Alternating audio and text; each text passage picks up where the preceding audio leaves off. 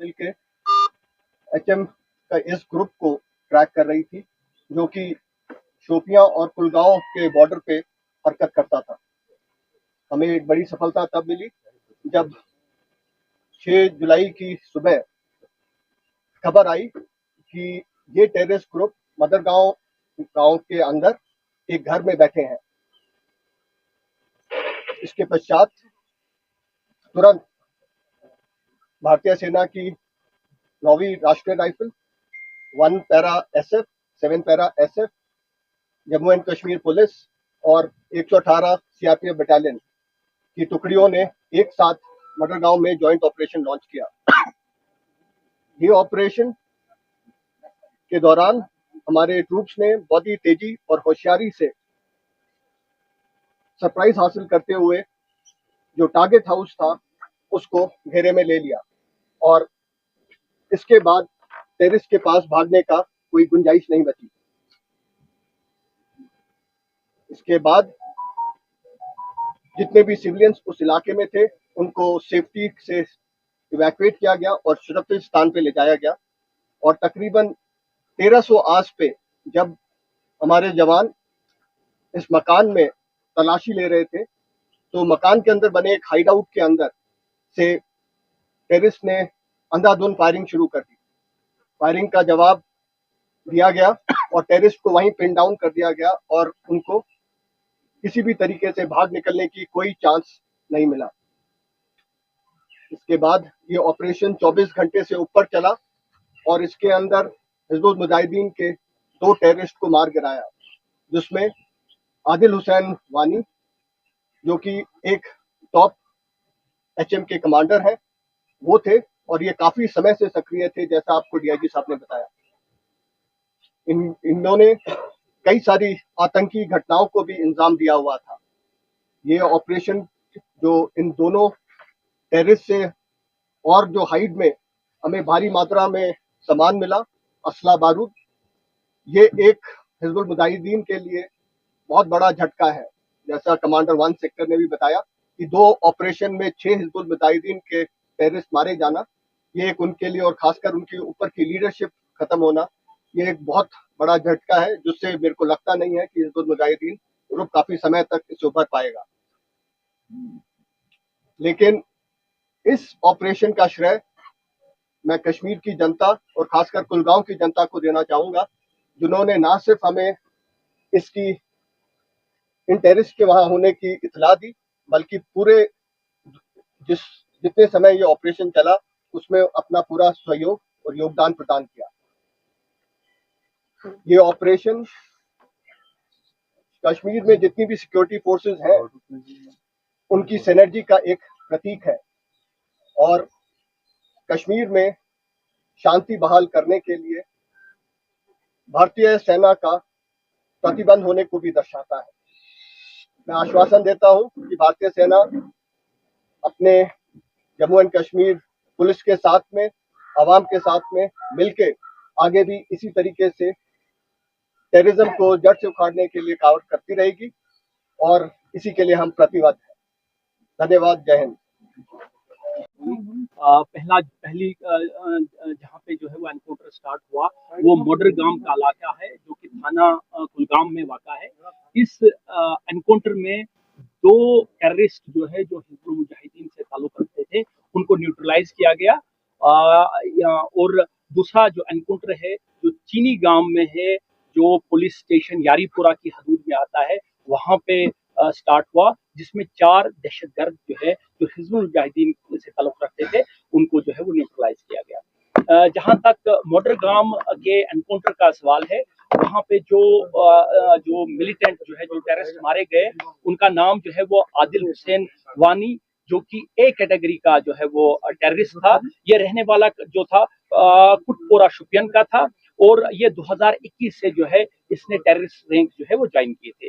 दूसरा इसका जो साथी था जो इस एनकाउंटर में मारा गया उसका नाम जो है जो फैसल बशीर है वो जो है वो वही शुपियन जो है कनीपुरा एक इलाका है, वहां का रहने वाला था, जो रिसेंटली जो पहले एक जो है ओजीडब्ल्यू का काम करता था, उसके बाद इसी साल जो है कुछ महीने पहले जो है वो उसने टेररिस्ट रैंक जो है वो ज्वाइन की, और इन दोनों को जो है वो एक ज्वाइंट ऑपरेशन में 6 तारीख को जो स्टार्ट हुआ, जो कंक्लूड जो है वो 7 तारीख को हुआ, ये दोनों टेररिस्ट मारे गए। जहां तक इनका जो है इन्वॉल्वमेंट है, जो आदिल जो मैंने पहले आपको कहा कि एक कैटेगरी का जो है वो टेररिस्ट था, ये कुछ काफी जो है वो केस एफआईआर में पुलिस स्टेशन में इन्वॉल्व था, जिसमें जिसमें पुलिस स्टेशन शुपिया और पुलिस स्टेशन इमाम साहब शामिल है।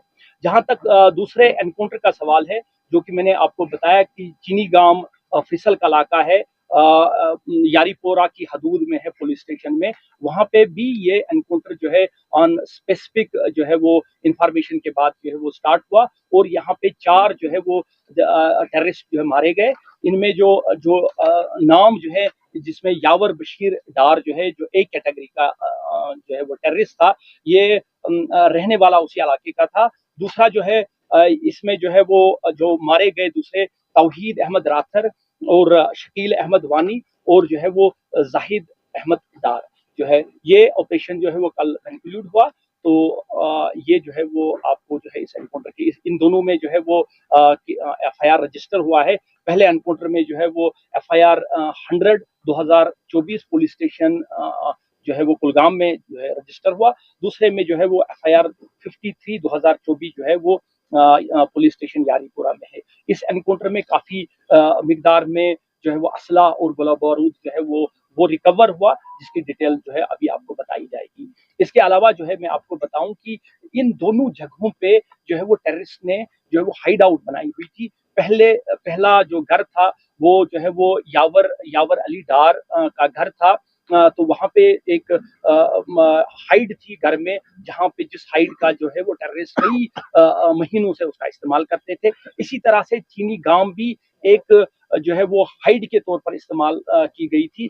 जो ये जो है चीनी गांव का जो इलाका है, उसमें एक मुश्ताक अहमद भट्ट है, अकबर अली का बेटा, उसने जो है वो एक मेसन का काम करता है, और बड़ी सोफिस्टिकेटेड जो है वो हाइड बनाई हुई थी, जिसमें जो है इनको जो है वो पना, और कई महीनों से वो इसकी जो है वो इस हाइड का इस्तेमाल करते थे। अब मैं रिक्वेस्ट करूंगा कमांडर 1 सेक्टर से वो थोड़ा। तो जैसा डीआईजी साहब ने कवर किया है दोनों ऑपरेशंस के बारे में, मैं आपको कमांडर 1 सेक्टर के तौर पे जो मेरे सेक्टर ने ऑपरेशन किया है चीनी गांव के बारे में आपको बताऊंगा। लेकिन इससे पहले कि मैं आपको चीनी गांव ऑपरेशन के बारे में बताऊं, आप सबको इस बात का पता है कि वहाँ हमारा एक बहादुर सिपाही प्रभाकर प्रवीण, जिन्होंने टेररिस्ट के साथ मुठभेड़ में अदम्य साहस का परिचय दिया और उन्होंने देश के लिए अपना सर्वोच्च बलिदान दिया। तो मैं आप सबकी तरफ से और देश की तरफ से उनको श्रद्धांजलि अर्पित करता हूं। जहां तक ऑपरेशन की बात है, डीआईजी साहब ने भी कवर किया। हमें इस इलाके में मूवमेंट की खबर काफ़ी दिनों से आ रही थी और हमने अपने सारे एजेंसीज के साथ और आर्मी ने अपने सर्वेलेंस डिवाइसेस और सोर्सेज की मदद से पूरे एरिया पे निगरानी रखी। 6 तारीख को हमें टेररिस्ट के मूवमेंट की एक सटीक खबर चीनीगाम इलाके में मिली और खबर मिलते ही 6 तारीख की 1500 बजे शाम तक कॉर्डन लग चुका था। 1600 बजे हमारे एक जवान ने 4 लोगों की फेरन में मूवमेंट देखी। इतनी गर्मी के समय में फेरन में मूवमेंट सस्पिशियस था और ये लगते ही हमने उन लोगों को चैलेंज किया और चैलेंज करते ही उन्होंने भारी फायरिंग शुरू कर दी, जिनमें उन्होंने AK-47 और हैंड ग्रेनेड का इस्तेमाल किया। इस फायरिंग का हमारे पार्टीज ने बखूबी उसका जवाब दिया, जिसके इसी एक्सचेंज ऑफ फायर में हमने अपने बहादुर सिपाही को भी खोया। 24 घंटे चले इस ऑपरेशन में 4 टेररिस्ट मारे गए। इन टेररिस्ट का नाम आपको डीआईजी साहब पहले ही बता चुके हैं। इनमें यावर डार, जाहिद डार, शकील वानी और तौहीद राठर शामिल हैं।